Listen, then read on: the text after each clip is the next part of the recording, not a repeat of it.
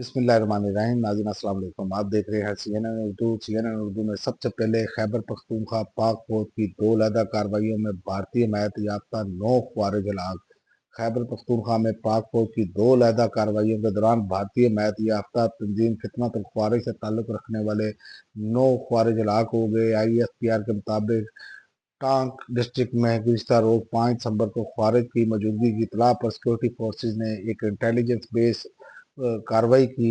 Operation کے دوران security forces نے خوارج کے ٹھکانوں کو مؤثر انداز میں نشانہ بنایا اور شدید فائرنگ کے تبادلے میں 7 خوارج ہلاک ہو گئے اور اسلام آباد میں گاڑی کی ٹکر سے 2 لڑکیوں کی ہلاکت جج کے بیٹے کو متاثرہ فیملیز نے معاف کر دیا۔ وفاقی دارالحکومت میں جج کے بیٹے کی ٹکر سے 2 لڑکیوں کی ہلاکت کے کیس میں متاثرہ فیملی نے ملزم کو معاف کر دیا اور عطا تارڑ کا کہنا ہے کہ PTI نے موقع گوا دیا ہے، عمران خان کے بغیر بات کرنی ہے تو پارلیمنٹ میں ضرور کریں۔ وفاقی وزیر اطلاعات عطا تارڑ نے کہا کہ انہوں نے بات چیت کا موقع گوا دیا ہے، اب عمران خان کے بغیر بات کرنی ہے تو پارلیمنٹ میں ضرور کریں۔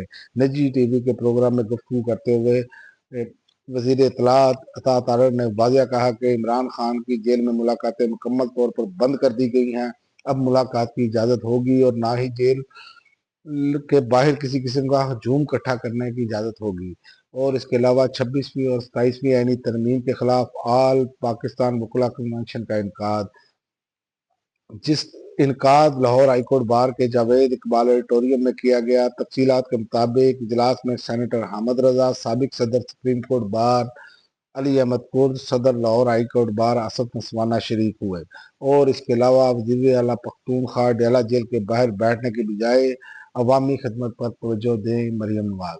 وزیر اعلیٰ پنجاب مریم نواز شریف نے کہا کہ وزیر اعلیٰ خیبر پختونخوا ڈیالہ جیل کے باہر بیٹھنے کے بجائے عوامی خدمت پر توجہ دیں، ہمیں ڈیالہ جیل کے باہر بیٹھنے کا نہیں بلکہ عوام کی خدمت کا مینڈیٹ ملا ہے۔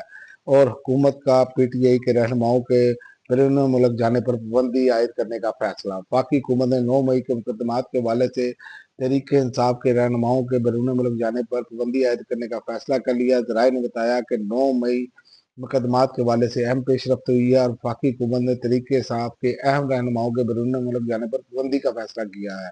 سیاسی رہنماؤں کے نام ایگزٹ کنٹرول لسٹ میں ڈالنے کی منظوری دے دی گئی ہے اور اس کے علاوہ غزہ جنگ بندی، اسرائیلی فوج کے انخلاء اور آزاد فلسطینی ریاست تک نامکمل ہے۔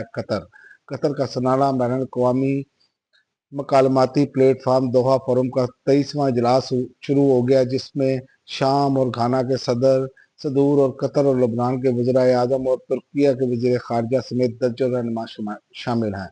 اور کینیڈا نے شام کو دہشت گردی کی حامی ممالک کی فہرست سے نکال دیا۔ کینیڈا نے شام کو ان ممالک کی فہرست سے خارج کر دیا جن پر دہشت گردی کی حمایت کا لیبل عائد تھا۔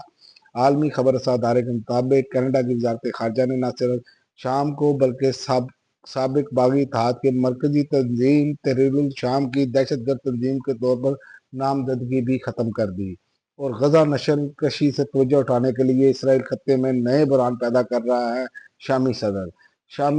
شام کے عبوری صدر احمد شرع نے دوحہ فورم میں اپنے خطاب میں صہیونی ریاست اسرائیل کو کڑی تنقید کا نشانہ بنایا۔ اب تک کے لیے ناظرین اتنا ہی، اگلی ویڈیو تک اجازت دیں، اللہ حافظ۔